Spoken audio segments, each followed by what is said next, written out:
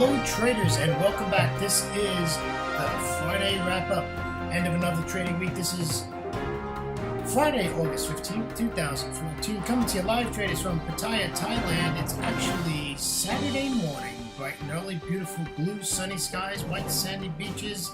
And yes, traders, when I'm done with this, I'm done and I'm heading to the beaches. I think we're going to have lunch under a gazebo today. Beautiful. Alright traders, this is brought to you through our great friends at FXCL Excellence in Trading. Traders, let me introduce myself to you. My name is William Gilday and I'm your moderator for the Friday wrap-up series that's done every Friday after the New York close.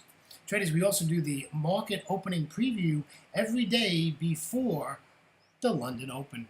Traders, I started trading in 2006 and 2008. I retired from a wonderful career in the fire rescue department. After 27 years, decided to come to Thailand after a friend recommended it for a 3-month vacation, celebrating my career. Traders, it's 2014 and I am still in Thailand, loving my retirement in Thailand. But I have to tell you, I'm working harder now than I did before. I'm in the markets every single day trading, my friends. I love trading Forex. I like the fundamentals, the charts, the analysis, the excitement of trading, and I love taking profits as much as possible.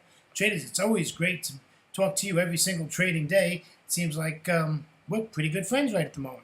All right, let's get over to the risk disclaimer. Forex trading has a large potential rewards, but also a large potential risk. You must be aware of the risks and be willing to accept them in order to invest in the Forex markets. Traders, please do not trade with money you cannot afford to lose. Remember, traders, that past performance of any trading system or methodology is not necessarily indicative of future results. All right, let's keep going. We got over 10 daily charts to look at today. So let's start with the commentary. This week was a wild week. I'd have to say that Aussie news came out at the beginning of the week and sort of like blew the markets out with their unemployment rate going from 6.0 to 6.4. Basically moved a lot of currency pairs between 40 and 80 pips. Tuesday, Wednesday was pretty dull. Thursday was and yesterday the moves really didn't happen until New York afternoon. I saw the sell-off on the charts, and unfortunately, or fortunately, that is my sleep time, traders. New York afternoon. That's the middle of the night for me. So yes, I was not at the charts. Can't be at the charts 24 hours a day. So I missed those moves. I did grab some pips on Friday from the Euro-Yen move, and that was fine. Nice way to end the week. It's always nice to end the week with getting some profit. All right, traders, let's move on. We have a lot to talk about on the Friday wrap-up today. Here is the Forex daily charts. So let's start out, as we always do, with the Euro-Dollar.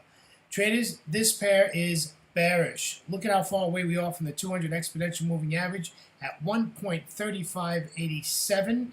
I put this trend line in here. Yes, it's only a 2-touch trend line, but it's working. And I would say our bias has to be, we're just going to keep looking to the downside. All right, let's move over to the pound dollar. Pound dollar is bearish. Look at this. Remember we talked about this a long time ago, how this was the top of this chart, that C move. It's like an old man easing into a hot bath. Well, it's working. It's now, for the last 2 days, below the daily 200 exponential moving average. I think that is very significant. We're at 67.06. We're actually now at 66.89. So we are below. We've broken that 67 level. And I think we're just going to continue to be bearish for a while.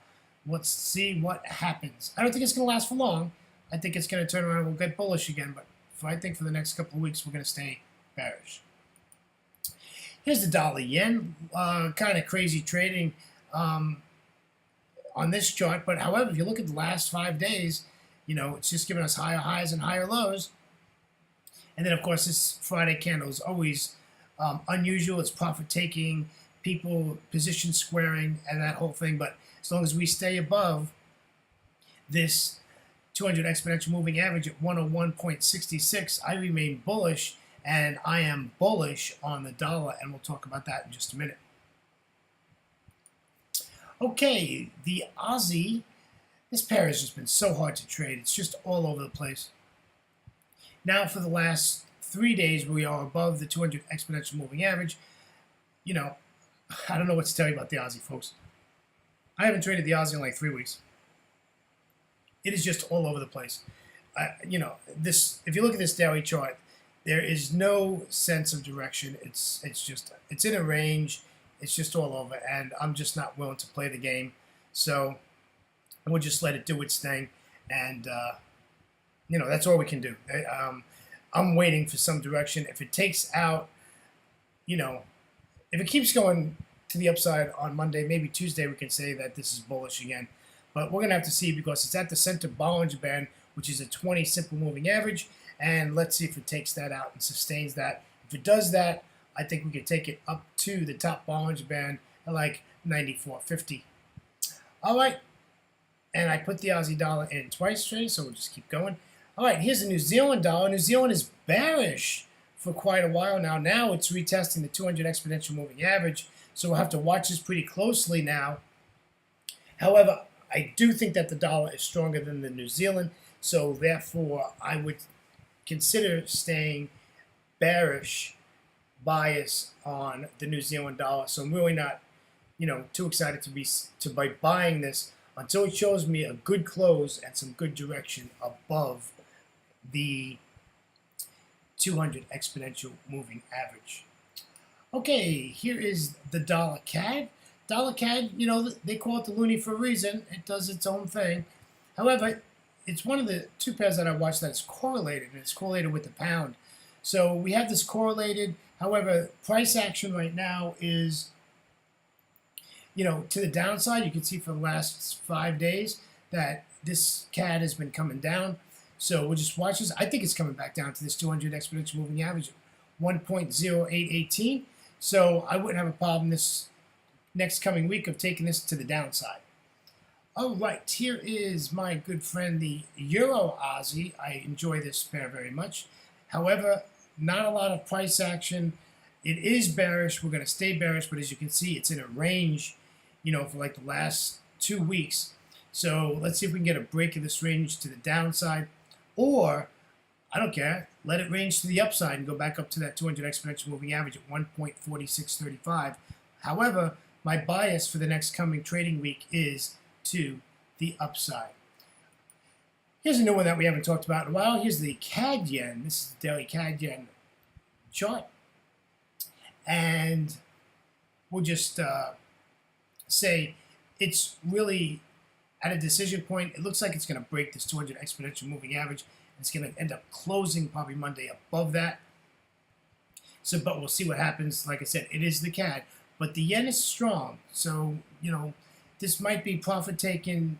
Some big moves on the CAD due to data. They had to readjust their numbers from a week ago, their jobless numbers yesterday on Friday, or today for some of you. And that's why you have this doji candle at the moment. So we'll see what happens on Monday, how this levels out, and how we can watch the CAD. So I'm interested in watching the CAD. Traders, I have no idea why I have the euro dollar back in here again. I thought we did the euro dollar, but it's bearish. Here's the Aussie yen. Aussie yen, wow, this pair was trading so nice for us for such a long time, and I don't know what happened yesterday. I did get some pips on this trade yesterday to the upside. I'm glad I got out. The reason I got out, believe it or not, if you look at the top of that daily last candle there, if you look left of the chart, what was there? Yep, resistance. And I saw that. I saw it starting to fall back down again. And I was on an 8-tick chart, and I got out of the trade. So took some profit on that. Glad I did. And that's what happened with the Aussie yen. Okay, here's our pound yen, the beast, absolutely trading wonderfully this week. Good pips on this pair this week. Bearish. What can we say? Bearish. Just sell it. I think it's coming down to the 169.84 area, and that is a great thing. So the bias for the week is let's just keep taking this pound yen to the downside. All right, this is our dollar index chart, traders, and we need to watch the dollar index. And before I talk about this chart, let's talk about what happened in the markets after the New York close. The Dow 30 closed negative 0.30%. The S&P closed negative just barely at 0.01%. The NASDAQ closed up at 0.46%. And what else is going on? Let's go over to the other side of the pond. The DAX closed yesterday at negative 1.44% as the FTSE 100 closed barely in the green at 0.06%. The CAC 40 closed negative 0.74%, with the Euro stocks closing at 0.97%. A lot of red, eh, guys? All right, let's go over to Asia. And remember, all these markets are closed at this time. Traders in the Nikkei 225 closed yesterday at 0.02%, barely in the green. Shanghai closed at 0.92% in the upside. The Hang Seng also in the green at 0.62%. And the S&P ASX 200 out of Sydney, Australia closed in the green at 0.32%.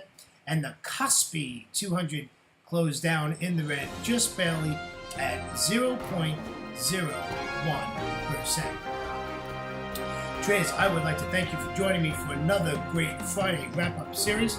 Remember, we do this every Friday after the New York close. And yes, traders, it is Saturday morning for me, and it is absolutely beautiful outside in Pattaya, Thailand. So, coming to you live, we're going to say goodbye, and we will catch you Monday for the market opening preview, which will be out before the London Open. Traders, have a great weekend, and we'll see you next time. Take care now. Bye-bye.